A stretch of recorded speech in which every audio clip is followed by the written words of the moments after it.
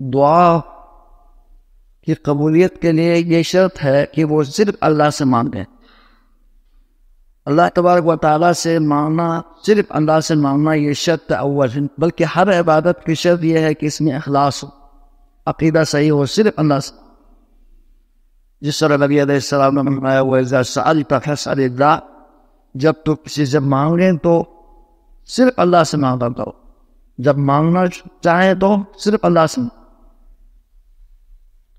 اسی مسئلے کو سمجھنے کے لیے پچھلے جمعہ میں انبیاء کرام کے دعاؤں کے حوالے سے خطبہ ہوا تھا کہ تمام انبیاء کرام وہ ڈائریکٹ اللہ سے مانگتے تھے. کوئی بھی نبی کسی کے واسطہ وسیلہ کے حوالے سے ان کی دعاؤں میں کوئی ثبوت نہیں ملتا. وہ صرف اللہ سے مانگتے، ڈائریکٹ اللہ سے مانگتے. یہی ان کی دعوت اور تبلیغ کا محور تھا. وہ اسی دعوت کو پھیلانے کے لیے اس دنیا میں آئے تھے کہ عبادت اللہ کی کریں اور مدد اللہ سے لیں، اور جو بھی پریشانی ہے وہ اللہ تبارک و تعالیٰ کے سامنے رکھیں، اللہ تبارک و تعالیٰ سے مدد حاصل کریں، اللہ سے دعا کریں.